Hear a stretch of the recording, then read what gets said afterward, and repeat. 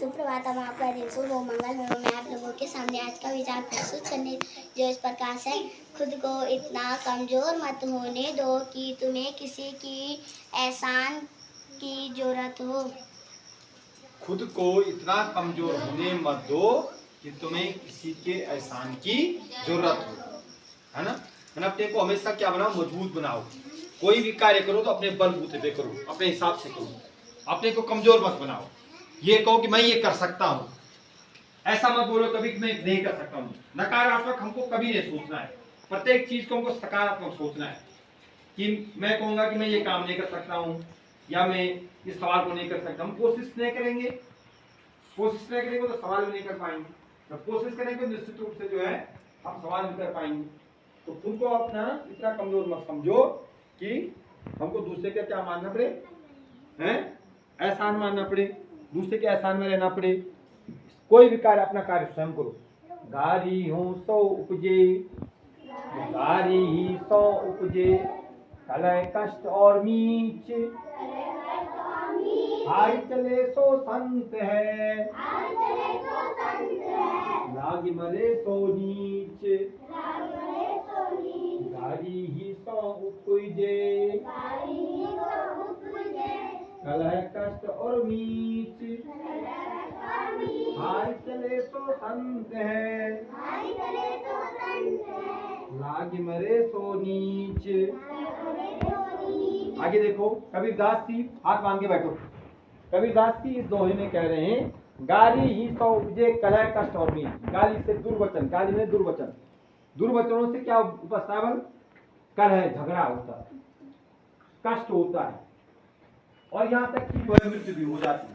नीच का मतलब होता है मृत्यु, मृत्यु तक, मृत्यु तुल्य कष्ट तक हो जाता है ना।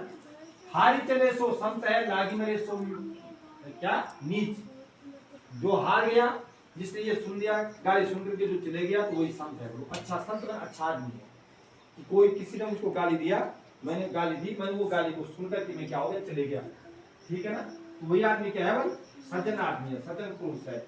लागी मरे सो नीच। और जो गाली सुन करके फिर झगड़ा करता है, वो सबसे दुष्ट प्रवृत्ति का होता है। लागी मरे सो नीच का मतलब क्या हो गया, जो गाली सुन करके झगड़ा, जो गाली सुन करके झगड़ा करता है, बल मैंने प्रतिशोध लेता है, बदले की भावना लेता है, वो क्या होता है, सबसे ज्यादा क्या होता है, बल नीच होता है। इसलिए हमको कोई अगर ये कह रहे हैं कि हमको कोई दुर्वचन बोल रहा है, तो सुन करके इग्नोर कर दो उसको, उसकी तरफ ध्यान ही मत दो। प्रतिशोध की भावना नहीं अपराध को जन्म देती है। हम बदला लेते हैं किसी से, बदले की भावना क्या होती है, नहीं अपराध को जन्म देती है। अगर बदला, मैंने किसी ने मुझको गाली दी या किसी ने मुझे मार दिया, अब मैंने बदले में उस पर मार दिया। तुम लोग बहुत समय ऐसा करते हैं, बहुत बार ऐसा करते हैं, सर इसने मारा तो मैंने भी मारा, इसने मुझे पीटा मैंने भी पीटा, उसने मेरी कलम निकाली तो मैंने भी तोड़ी। ये बदले की भावना होती है। बदले की भावना कभी नहीं रखनी चाहिए। बदले की भावना क्या होती है, नहीं अपराध को क्या देती है, जन्म देती है, एक और अपराध बना देती है। समझ में आ गई बात।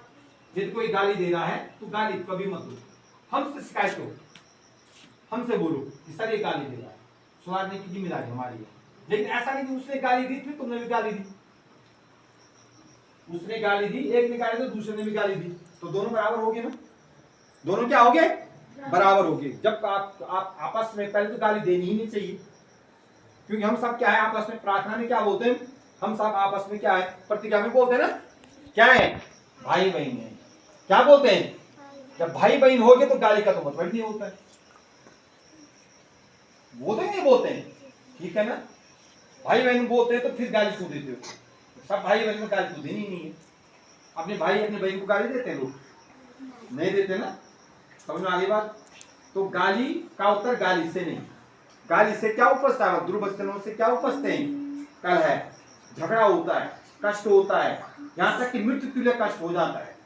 हारी चले सो संत है, जो है गाली सुनकर के जो दूर चले जाता है, इग्नोर कर देता, अनसुना कर देता है, इग्नोर मैंने अनसुना कर देता है, अनसुना कर देता है, वो क्या है, सज्जन पुरुष, अच्छा आदमी। लागी मरे सो नीच।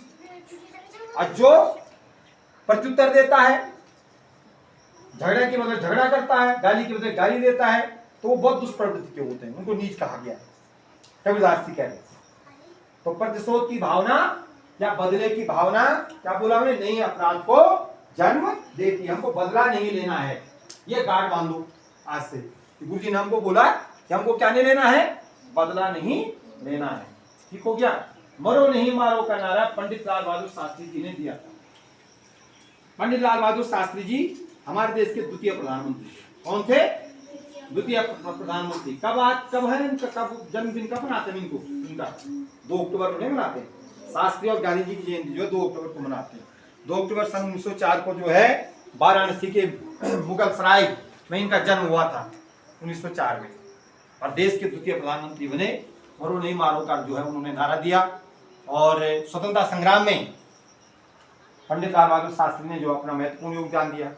शास्त्री जी बहुत गरीब घर से थे और बहुत विद्वान थे, बहुत सादे थे, सादा जीवन उच्च विचार। जब वो प्रधानमंत्री बने तो उन्होंने कहा सभी देशवासियों को कि हफ्ते में एक दिन व्रत रखो। हफ्ते में क्या रखो?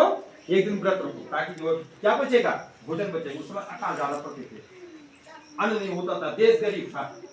तो उन्होंने कहा हफ्ते में एक दिन क्या रखो, व्रत रखो। ठीक है ना?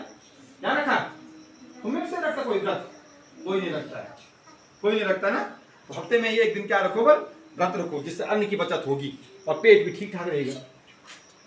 पेट भी क्या रहेगा, बीमारी नहीं घुसती है, पेट भी ठीक रहेगा। एक नारा और दिया इन्होंने, जय जवान जय जवान, हाँ जय जवान जय किसान। जवान की भी जय हो, किसान की भी जय। क्योंकि जवान क्या करते हैं, सीमाओं पे देश की रक्षा करते हैं, और किसान क्या करते हैं, खेत की रक्षा, अन्न उपज करते हैं। किसान क्या करते हैं, अन्न का उत्पादन। हम भाई किसान खेती करे तभी हम खा पाएंगे ना। जो ये खाना आ रहा है, जो गरीबी की रेखा जो राशन आ रही है, वो कहां से आ रही है, खेत से आ रही है ना। खेत से आ रही नहीं आ रही है, तो किसान खेती कर रहे तभी तो आ रही है ना। तो इसलिए उन्होंने एक नारा दिया था, जय जवान जय किसान। तो लाल बहादुर शास्त्री जी ने ये भी कहा था कि मोरो नहीं मारो। ठीक हो गया। तो आज के लिए बस इतना ही।